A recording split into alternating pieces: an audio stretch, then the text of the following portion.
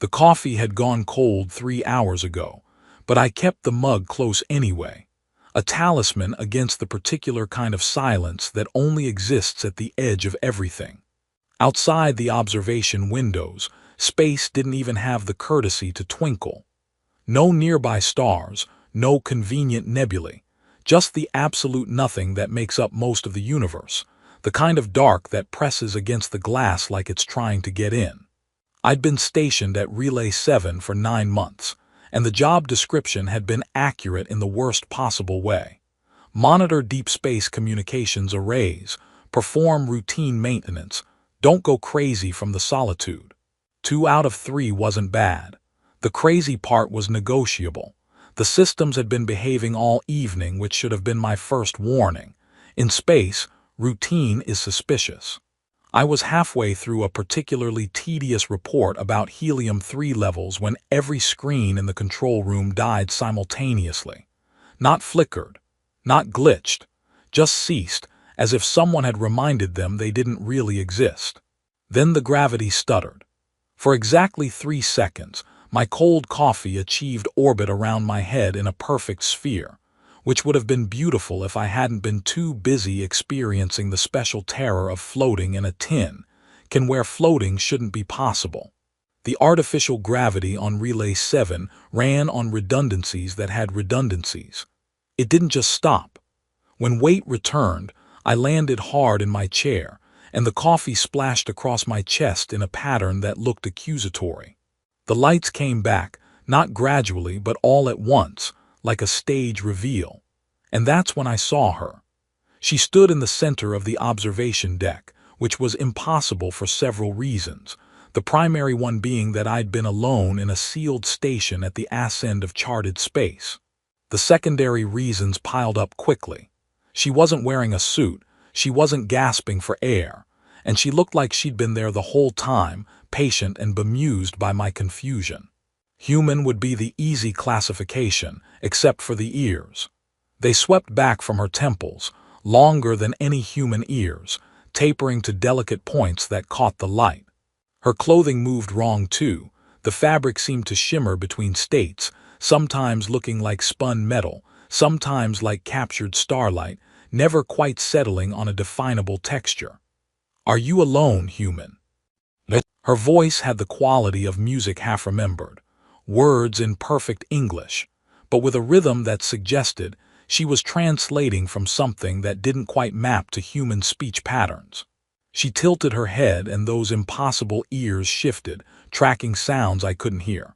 I opened my mouth, closed it, looked down at the coffee stain spreading across my shirt, which suddenly seemed like the most important thing to address. I managed finally. Up until about 30 seconds ago, very much alone, aggressively alone, professionally alone, you could say. Something flickered across her face.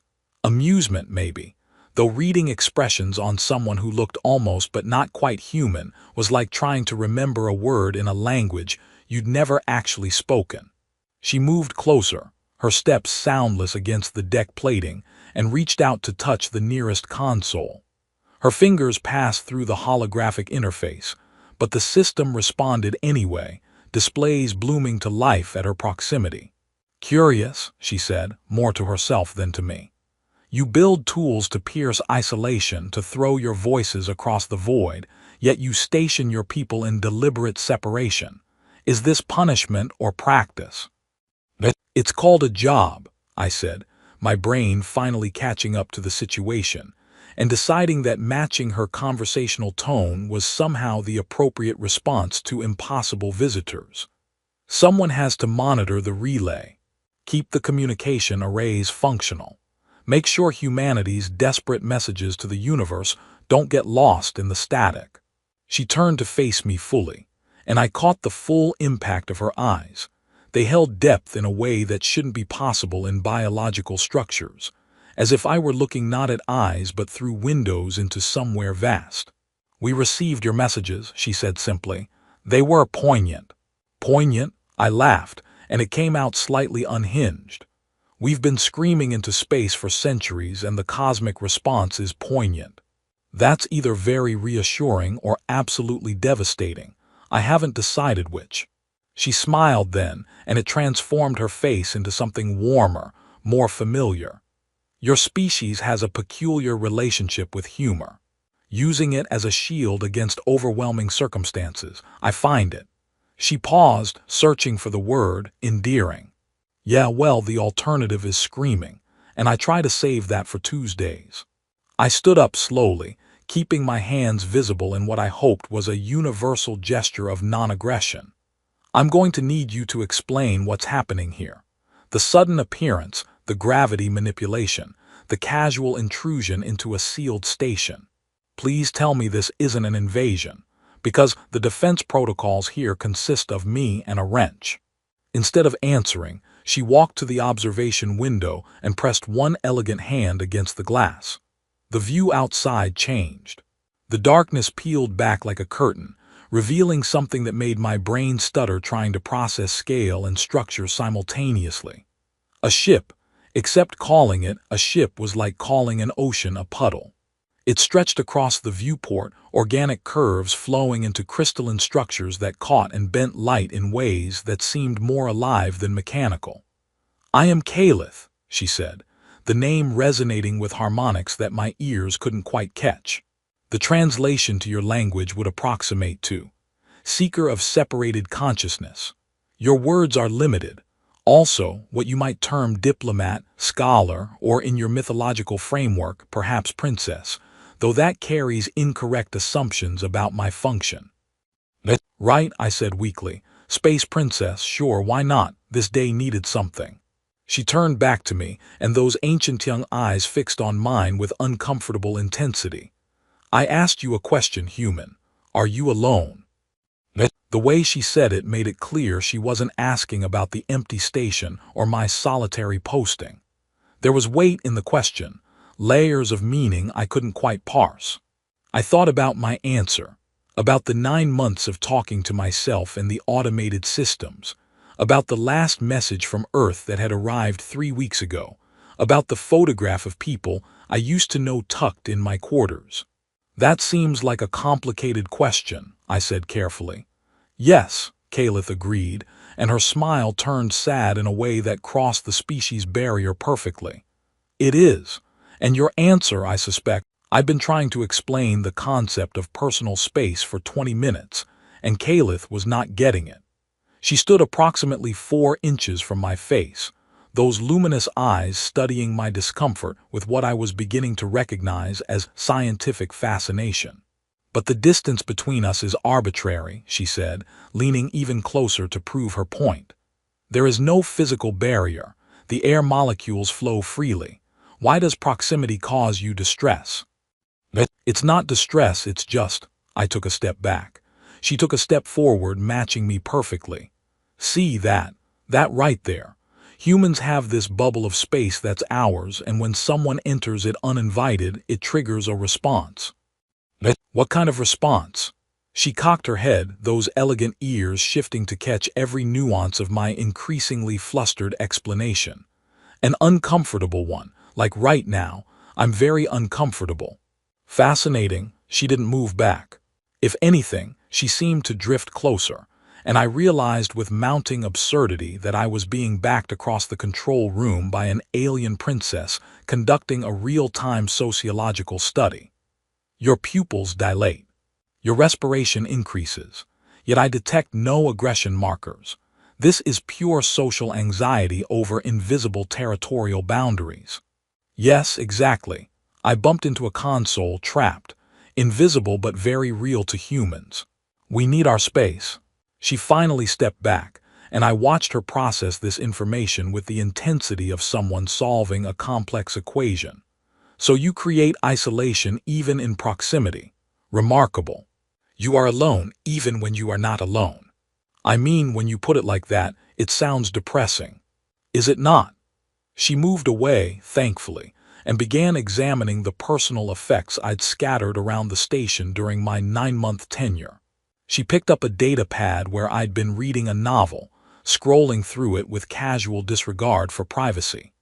"You consume stories about other humans experiencing connection while you remain separate from them. You read about intimacy in isolation. Another contradiction. It's called entertainment, and could you not? I reached for the pad, but she'd already moved on, now investigating the small gallery of photographs I'd stuck to the wall near the communication console. Her fingers hovered over them without touching, and I noticed the faint shimmer of energy playing across her skin. "Are these your collective?" she asked. "Your family unit? Friends, former coworkers, people I knew on Earth?" I heard the past tense in my voice and wondered if she caught it too. You display images of absent individuals, to remember them, to pretend they're less absent maybe. I shrugged, feeling exposed in a way that had nothing to do with her physical proximity. To remind myself that I chose this posting, that there are people down there I'm helping by keeping the relay functional. Kalith turned to face me, and her expression had shifted into something I couldn't quite read. You chose isolation. This was not punishment or exile. Correct, the pay is terrible, but the solitude is free. Why would any being deliberately choose separation? She asked it like I'd admitted to deliberately choosing pain, which maybe I had. My people cannot conceive of voluntary isolation. Even our ships are alive, conscious, connected. We exist in constant communion with each other, with our vessels, with the quantum substrate of reality itself. The idea of choosing to sever those connections is. She paused, searching for words again. Incomprehensible. I thought about my answer carefully, aware that I was somehow representing all of humanity in this moment. Sometimes connection is exhausting. Sometimes you need space to think your own thoughts, be your own person, without everyone else's needs and expectations pressing in. Out here, I can just be. Be what? Just be. Exist without context or requirement. She processed this in silence, and I noticed her eyes had taken on a distant quality, as if she were communicating with something far away. When she focused back on me, there was something new in her expression, concern, perhaps, or the alien equivalent of it. "I need to understand this," she said slowly. "Truly understand, not just observe. My people have been studying species like yours for millennia, cataloging isolated consciousnesses, trying to comprehend how minds can exist in such profound separation. But study from outside is insufficient. What are you suggesting? I want to experience it, your aloneness." She said it with the gravity of someone proposing a dangerous expedition. "I want you to show me what it means to be truly separate." I laughed, couldn't help it. "You want me to teach you how to be lonely? That's the saddest request I've ever heard, and I once had someone ask me to explain taxes." Taxes? Never mind. Look, loneliness isn't exactly a skill you acquire. It's more of a condition you endure. Then help me endure it. She moved closer again, forgetting the personal space lesson entirely, and gripped my shoulders with surprising strength. "Please, this is important beyond what I can explain. My people stand at a threshold, and understanding your species' relationship with isolation might determine which path we take." That's incredibly vague and ominous. Yes, she agreed, but also true. I studied her face, trying to read intention in features that operated on slightly different rules than human expressions. The earnestness was clear enough, though, transcending species barriers. She genuinely believed this mattered, and something about her intensity made me believe it too, despite the absurdity. "Okay," I said finally, "but I'm going to need you to let go of my shoulders first. Remember the personal space thing." She released me immediately, then seemed to remember and stepped back precisely 2 feet, her expression hopeful. "This distance. Better. And here's your first lesson in human isolation. We spend half our time wanting people to understand us, and the other half hoping they don't look too closely. It's very confusing and probably why we're like this." "Like what?" "Alone together, I guess. We're surrounded by billions of other humans, all desperate for connection, all terrified of it, all maintaining our little bubbles of space even as we reach across them." I gestured at the observation window, where her massive ship still hung in The crystalline apparatus Caliph assembled in the center of my quarters looked less like technology and more like frozen music. Geometric structures phased in and out of visible spectrum, humming at frequencies that made my teeth ache and my thoughts feel suddenly very loud inside my skull.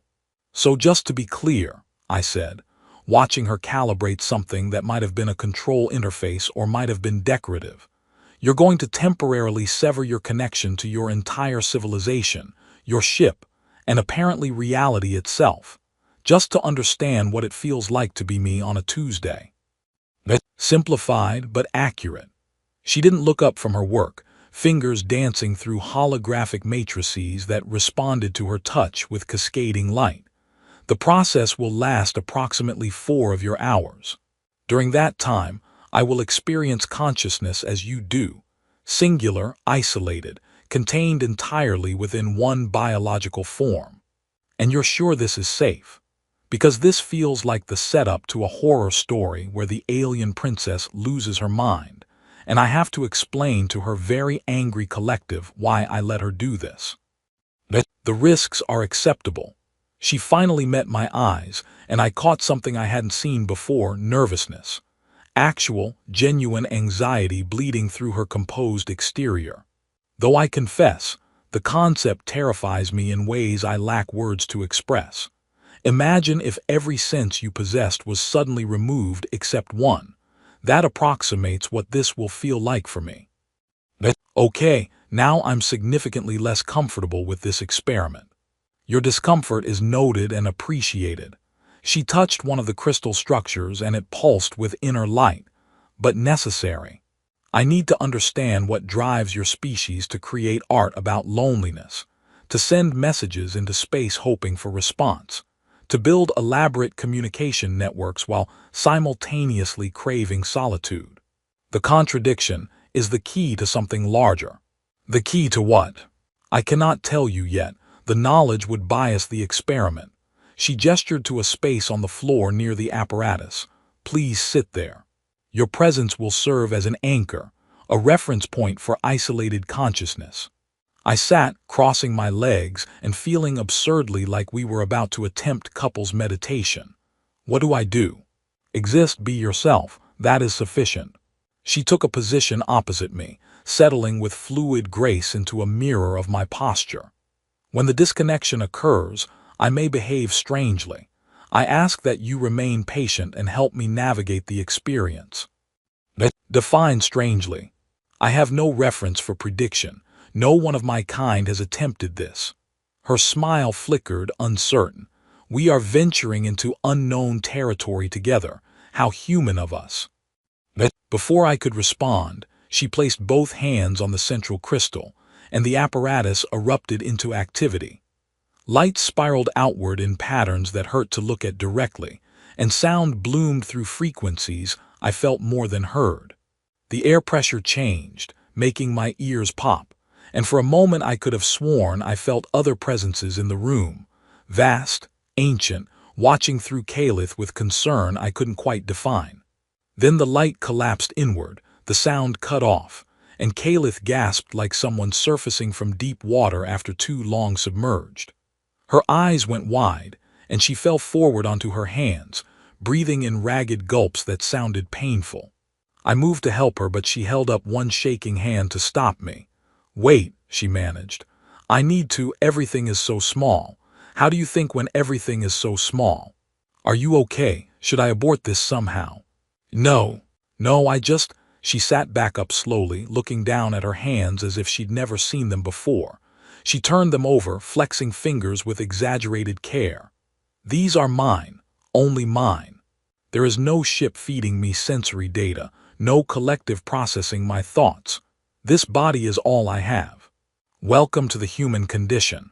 Population, several billion, all equally confused." She touched her face, tracing the line of her jaw, pressing fingers against her temple where those elegant ears emerged. "I can feel my heartbeat, just my heartbeat, not the pulse of the ship, not the harmonized rhythm of my people. One small rhythm, alone in this flesh. That's called being alive, individually alive anyway.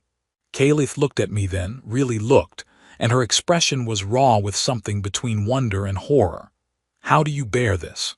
This terrible singularity. I feel like I'm shouting into emptiness and no one can hear. Yeah, that's pretty much it. I tried to keep my voice gentle, watching her process experiences that were mundane to me but apparently revolutionary to her. You get used to it, sort of. Eventually you stop expecting anyone to hear the shouting.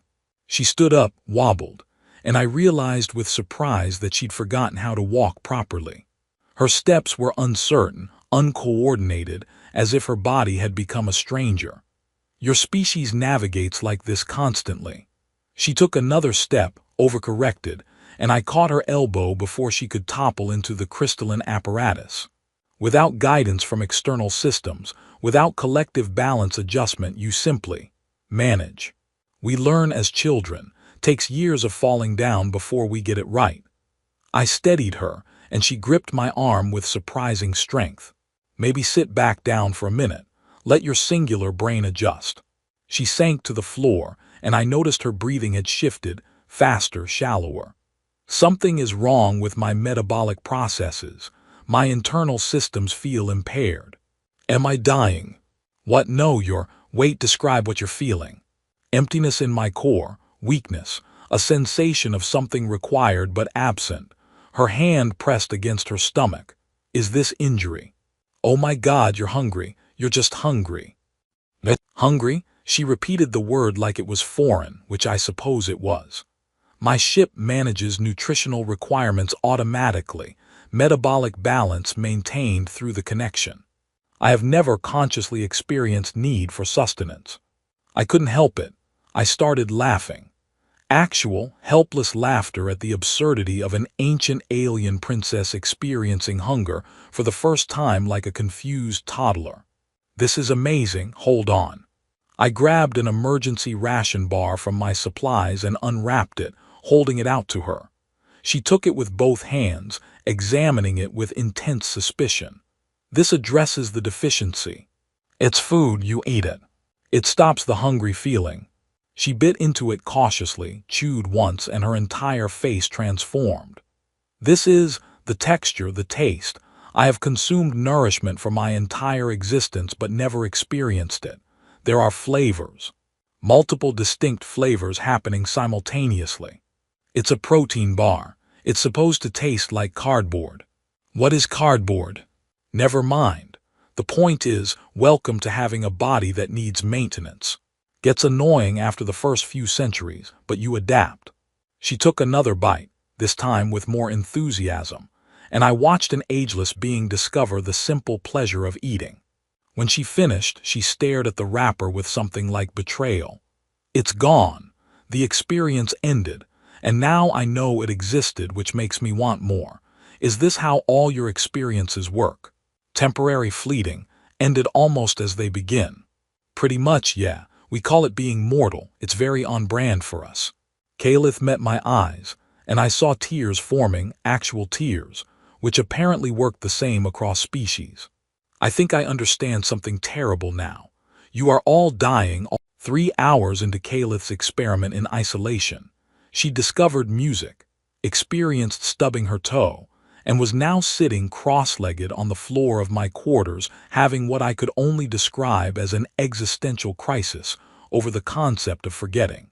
But where does it go? She insisted, her voice carrying an edge of panic that hadn't been there before. I remember eating the nutrition bar, but the memory is already degrading. Details are vanishing. In my connected state, every experience is perfectly preserved in the collective archive. Here, in this singular form, information just disappears. That's how memory works for humans. Yeah, we forget things. Most things, actually. I was sitting against the wall, having given up my bunk to her earlier when she discovered exhaustion and needed to understand why her body was betraying her. It's not so bad once you accept it. Not so bad. She looked at me like I'd suggested drowning was refreshing. You experience something profound and then lose pieces of it forever. That's horrifying. How do you maintain continuity of self when your past is constantly eroding? We write things down, take pictures, tell stories, bore our friends with the same anecdotes repeatedly. I gestured at the photographs on my wall, memory aids, external storage for internal experiences. She studied the images with new appreciation, those long ears tilting forward in concentration. These are not merely decorative. They are prosthetic memory compensating for biological limitation. Clever, sad but clever. Welcome to humanity, where all our solutions are clever compensations for being fundamentally broken. She laughed at that, then immediately seemed surprised by her own laughter. I have been laughing more in these 3 hours than in the previous equivalent of your decades. Is humor also a compensation mechanism? Definitely. We joke because otherwise we just scream into the void about how weird and unfair existence is. Your void screaming has better packaging than expected. She stood up, her movements more coordinated now that she'd had time to adjust to singular consciousness. I want to try something. You have access to Earth's cultural database through the relay, yes. Most of it, why? I want to hear human music. Not as data, not as mathematical patterns analyzed by collective intelligence, but as you hear it. As isolated consciousness experiences art. I pulled up the audio interface and scrolled through my personal collection, trying to decide what would be most meaningful for someone experiencing music as more than organized sound waves for the first time. Any requests, genre preferences? I do not possess the context to have preferences. Choose something that matters to you. I selected a piece I'd been avoiding since arriving at Relay 7, a song that reminded me too much of Earth, of people, of the life I'd deliberately left behind. The opening notes filled the small quarters and Calith's entire body went rigid. What is this? Her voice was barely a whisper. What is happening to my neural processes? That would be emotion. Specifically, the emotion music causes when it hits you right. It hits accurately, too accurately. She moved closer to the speaker, those elegant ears tracking every nuance of the melody. The tones create cascading responses in my consciousness. Memories I just formed are surfacing, but colored differently now. The longing in this sound makes me long, though I cannot articulate for what. Yeah, that's the point. Music is feelings that language can't reach. The song built toward its crescendo, and I watched Calith experience something humans took for granted. The way art could bypass rational thought and speak directly to whatever made us conscious. Tears were flowing freely down her face now, and she seemed unbothered by them, too absorbed in the experience to notice or care. When the final notes faded, she stood in silence for a long moment before turning to face me. Your species creates this. While isolated, disconnected, you generate art that bridges the gap between separate minds. We try, sometimes we succeed. This is what my people have been missing. Her voice carried weight beyond the words themselves. We have perfect communication, instant understanding, but we have lost the need to reach across darkness toward each other. We do not create bridges because we experience no distance to cross. So your art is what exactly? Collaborative thought symphonies, collective consciousness poetry. We have mathematics, elegant theorems, perfectly optimized solutions to complex problems. She sat down heavily, and I recognized the posture. It was defeat. We have lost the imperfect beauty of trying to connect across impossible distance. We solved loneliness by eliminating separation, but we also eliminated whatever makes trying to communicate meaningful. That's a pretty heavy realization to have while temporarily disconnected from your entire civilization. She laughed again, but it sounded hollow this time. I am dreading reconnection. Knowing what I know now, feeling what I feel now, returning to the collective will be both relief and tragedy. I will lose this clarity, this sharpness of singular experience. It will blur back into the comfortable numbness of shared consciousness. Maybe you'll remember some of it, hold onto pieces. Perhaps. She looked at me with those deep eyes and I felt suddenly exposed, seen in a way I usually avoided. You asked earlier why my people are interested in humanity. I can tell you now. We detected something in your broadcasts that we believed extinct in the universe. The signature of consciousness choosing to remain separate despite possessing the theoretical capacity to connect. Your species could have developed collective intelligence. Your brains support it, your technology enables it, but you do not. We're too stubborn. Also, most of us can barely tolerate group projects. It is more than stubbornness. It is a choice being made, generation after generation, to preserve individual experience even at the cost of efficiency and understanding. My people believe this choice matters, though we are divided on why. Divided how? Caliph moved to the observation window, staring out at her ship, which had become almost familiar in its massive strangeness over the past days. Some believe humanity is damaged, that your isolation is a cosmic wound requiring healing. They want to help you reconnect, to cure your loneliness by bringing you into the universal consciousness. Others believe you should be studied as you are, cataloged like any other anomalous species.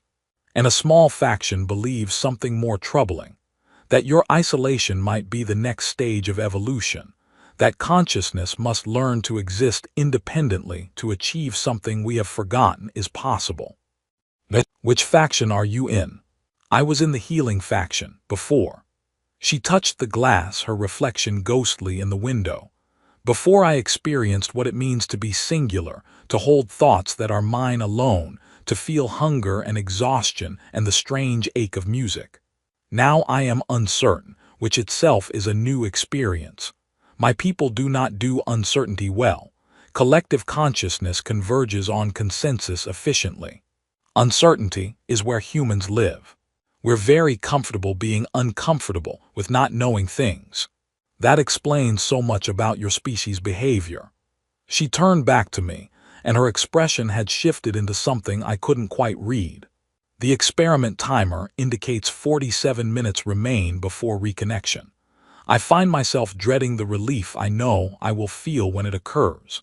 Is this duality also characteristic of human experience? Oh, absolutely. We spend most of our time wanting opposite things simultaneously. It's exhausting and confusing, and probably why we need so much coffee. Coffee, stimulant beverage, helps humans tolerate consciousness. I'd offer you some, but I think you're having enough revelations for one session. She smiled at that, warm and genuine, and I realized with surprise that I was going to miss this version of her. Uncertain, vulnerable, discovering basic existence like it was revolutionary. When she reconnected to her collective, this raw clarity would be processed and diluted by countless other minds, smoothed into collective understanding. Thank you, she said quietly, for guiding. The reconnection happened at dawn, station time, though dawn was an arbitrary designation this far from any sun. I watched Caliph place her hands back on the crystalline apparatus, saw her brace herself like someone preparing to dive into deep water, and then the light returned. The harmonic frequencies cascaded through dimensions I couldn't perceive, and she was no longer alone in her own head. Her body went rigid for several seconds, then relaxed with visible relief. When she opened her eyes, something had changed, not reverted exactly, but shifted. The raw vulnerability was gone, replaced by the composed certainty I'd first encountered, but underneath I could see traces of the person who discovered hunger and music and the terrible beauty of forgetting. Welcome back, I said. How does it feel to be part of the cosmic collective again? Like coming home after being lost. She stood smoothly, her movements perfectly coordinated now, all trace of clumsy singular consciousness gone. But I remember being lost. That clarity persists despite reconnection.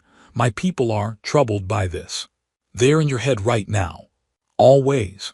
They experience my memories of isolation, process my conclusions, debate implications across the collective. She touched her temple, those elegant ears flickering with subtle motion. The discord is significant. I have introduced uncertainty into a system optimized for consensus. Sorry about that. Humanity's specialty is making things complicated. Do not apologize. Complication may be precisely what we needed. She moved to the observation window, and I followed, standing beside her as we looked out at her ship. I must tell you why we are really here, why your answer to my question matters more than you realize. I figured it wasn't just casual cosmic tourism. My people have reached a decision point. Her voice carried weight that hadn't been there before, or perhaps I was just better at hearing it now. We have been connected for so long that we no longer remember what we lost when we joined. But we detect fragments, echoes in our oldest archives, hints that we once created art like yours, felt longing like you feel, reached across darkness toward each other with hope instead of certainty. You're having species-wide nostalgia for loneliness. More complex than nostalgia, we believe we may have optimized ourselves into stagnation. Perfect communication eliminates misunderstanding, but also eliminates the creative friction that generates new thought. We have not produced genuinely original ideas in the equivalent of your millennia. We maintain, we optimize, but we do not grow. I process this, trying to imagine an entire civilization of connected consciousness looking at isolated humanity and seeing something they'd lost. So what's the decision point? Whether to remain as we are or to allow voluntary disconnection, to let individuals separate from the collective if they choose, to risk the chaos of singular consciousness in hopes of rediscovering whatever spark we lost. She turned to face me fully. Your species represents proof that isolated consciousness can survive, even thrive. But we needed to understand the cost before making that choice available to our people. And you volunteered to be the test subject, the space princess who'd experienced loneliness so her people could decide if it was worth the risk. Yes, though I did not expect it to change me so profoundly. I cannot fully reintegrate. Part of me remains separate, observing the collective from a distance I never knew existed. She smiled, sad and knowing. I have become slightly human, perhaps.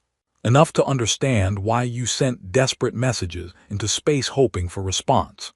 We're nothing if not persistently hopeful despite all evidence suggesting we shouldn't be.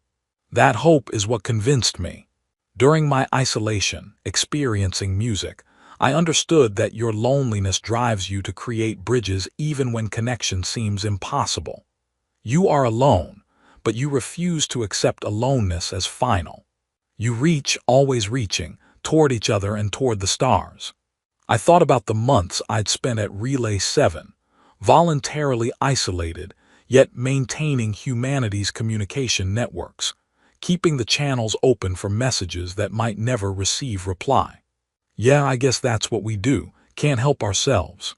My recommendation to the collective will be to allow voluntary separation, to give our people the choice to experience isolation, with the understanding that they may discover something worth the terrible cost of singularity.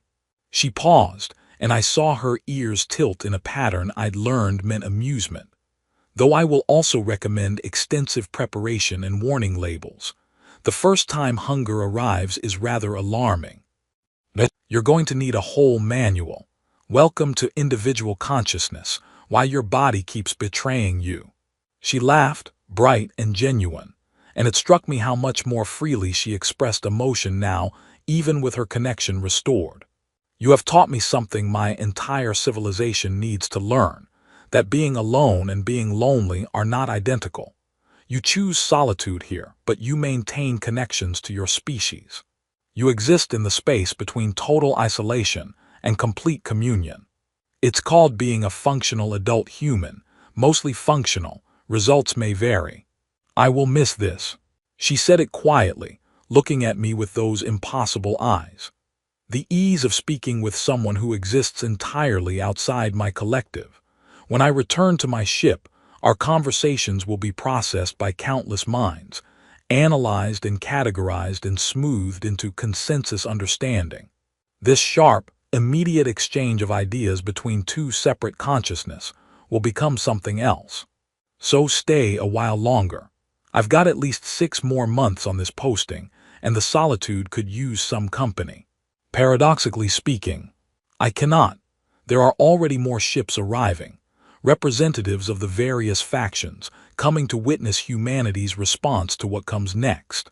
She gestured toward the viewport, and I noticed for the first time that the darkness had acquired new lights, distant but growing closer, more vessels phasing into visible spectrum around the station. What comes next? We must ask Earth the question I asked you. We must offer humanity a choice. Remain as you are, isolated but free to develop your strange reaching consciousness, or join the universal collective and end your loneliness forever. She watched my face carefully. You understand now why I needed to comprehend your isolation first. How can we offer this choice if we do not understand what we are asking you to surrender? The magnitude of it settled over me slowly, like gravity increasing by imperceptible degrees. You're going to ask all of humanity to choose between staying human or becoming something else entirely. Yes, and the choice must be unanimous, which creates a paradox we have not yet resolved. How can isolated consciousnesses make a collective decision? How can you agree when agreement itself requires the connection you currently lack? That's going to go over really well. Humanity can't agree on anything. We once had a war over a bucket. I know. I accessed your historical records. The bucket war was surprisingly complex. She moved closer, and I noticed she maintained exactly 2 feet of distance, the personal space lesson remembered and honored. Whatever choice your species makes, I want you to know that this time with you mattered. You showed me what it means to be singular without being alone, to maintain self while reaching toward others. That understanding will shape how my people approach our own evolution. No pressure, but I think you're saying I accidentally influenced the development trajectory of an ancient alien civilization. Accidentally and profoundly, yes, very human of you. We stood together in comfortable silence, 2 beings from opposite ends of the consciousness spectrum, watching more ships arrive to witness whatever came next. I thought about the choice Earth would face, about the terrible, beautiful isolation that defined humanity, about the music we created to bridge the gaps between our separate minds. For what it's worth, I said finally, I think staying a little bit alone is worth it. The reaching matters more than the arriving. The trying to connect despite the distance, that's where the good stuff lives. Caliph smiled and with deliberate intention closed the 2-foot gap between us. She took my hand in hers, the first physical contact she'd initiated since learning about personal space, and I felt the warmth of singular flesh meeting singular flesh. Thank you, she said, for teaching me that connection means more when it requires courage to cross the space between us.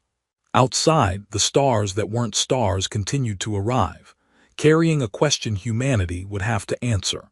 But for now, in this moment, 2 conscious beings stood together in the space between isolation and communion, holding onto something both simple and impossibly complex. We were alone, but not quite, and maybe that was enough.